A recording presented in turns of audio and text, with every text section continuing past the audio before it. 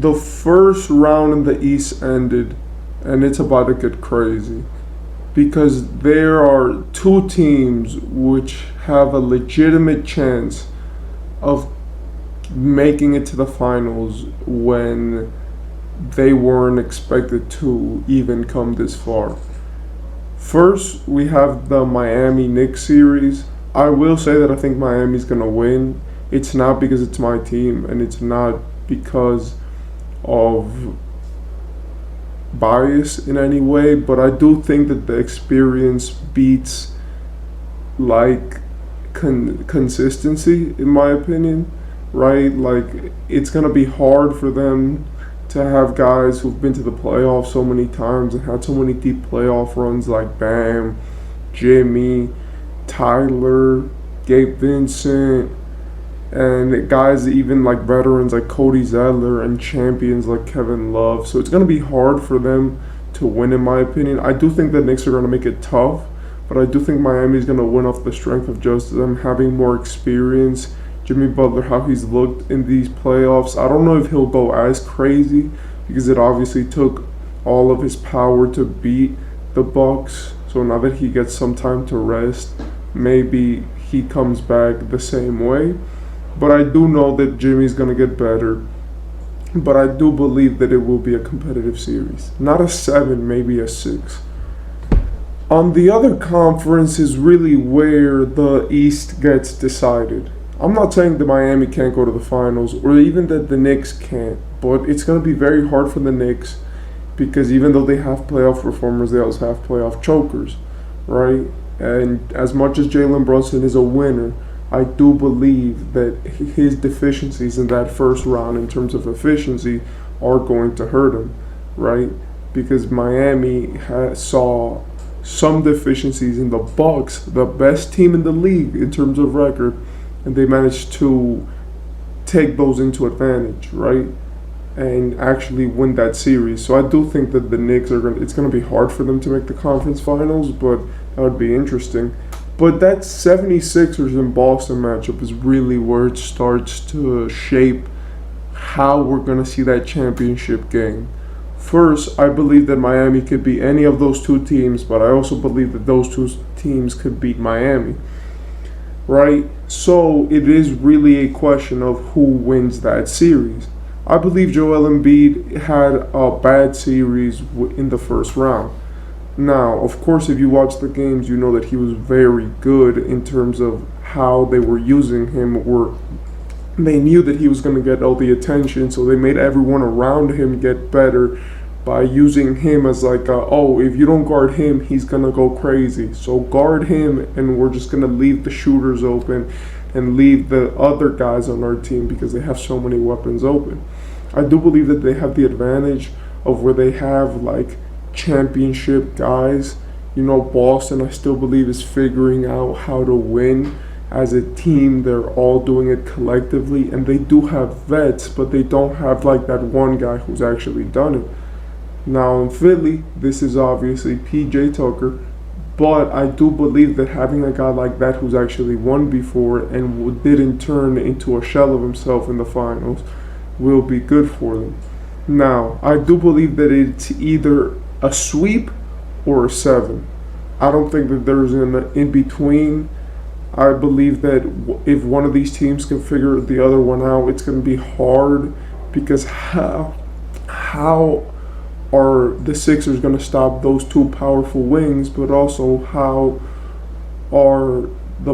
is Boston gonna stop Embiid? Like, yes, you can throw Al Horford and Robert Williams, and that's two guys, but then you're just leaving a matchup problem because there's going to be a guard who's open, there's going to be a wing who's open, there's going to be someone who you're letting get an easy shot. And that's the problem, that Embiid also can shoot. It's not like Giannis where Boston has got him figured out completely, right? Where they just build their wall, they let him drive, and if they kick it to a shooter, their shooters are not confident enough.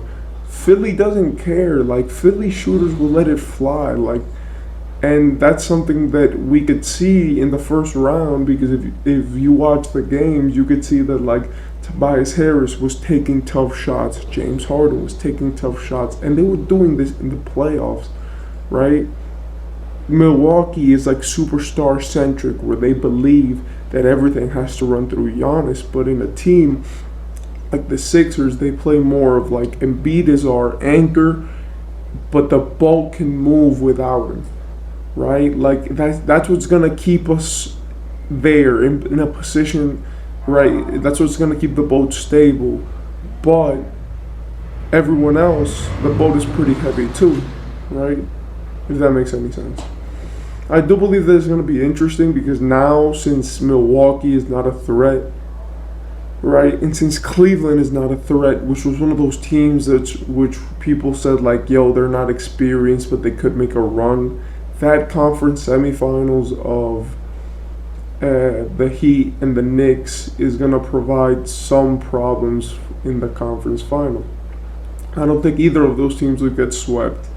And I do believe that it looks interesting now for a team like Miami of, if you get to the conference finals, can you make another finals run like 2020? And could you, I mean, I know it's a stretch, but could you, off the strength of how good your team is in the playoffs, win a championship? Of course, that's a lot of ifs, buts, and maybes. That Boston beat them last year and they got better. So that's going to be a tough problem. And yes, they beat Philly last year, but Philly figured it out. Or at least they look like they figured it out. It's also Philly, and we've never seen them prove anything, just to be honest. So there's a couple of things that we have to see. I do also want to say that for the series of Hawks versus Celtics, I do want to give some praise to a few players. In Boston, I want to say that Derek White, Jaylen Brown, and Marcus Smart were awesome. Marcus Smart really has problems with his efficiency and has problems in being so tough and so out there that it could fuck up his team. But I do believe that he did a great job this series of just controlling himself, shooting a good efficiency, and being a scorer when they needed him to, especially since he averaged 17. Derek White went crazy. He averaged 55, 45, and 90 in efficiency. That's field goal, 3-point, and free throw. He also passed and he plays defense. And in my opinion, the MVP, I want to say Jaylen Brown. Yeah, Jason Tatum had a great series and he had a more complete stat line, but I do believe that his deficiencies showed in a few of the games, and a few of the games which they lost were due to Jason underperforming. Also, I want to give high praise to DeJounte Murray and Trae Young. DeJounte Murray really stepped up this series. He was one of those guys where he just got them in runs, and he really made the team play better when he played well. I want to say a shout out to Bojan Bogdanovic, 45% from three, 55% from the field, average 13. A guy who, yes, okay, we saw it last year that he can perform in the big moments, but we had never really seen that being put to play, especially in a series which they were not expected to win and in which they won 2 games. Trae Young is insane. Yes, his efficiency is bad, but averaging 29 and 10, meanwhile you're getting guarded as if you had some type of diamond on you, and if like these people were trying to stop you by anything, that's crazy. In my opinion, Trae Young was really great. If you actually watch the games, he made a lot of clutch time plays. I do believe in that last game it was too much for them, and experience in the part of Boston won. Obviously Trae has experience, but his team is still kind of in that younger category, right, where they haven't been important pieces for a lot of deep playoff runs, especially a guy like DeJounte. But I do think that Trae showed out. I just want to say that the Eastern Conference is heating up. It is going to be interesting what happens next. And I can't wait to see who's going to make it to the conference finals and even the finals, because this season has some of the most interesting playoffs that we've seen in a while.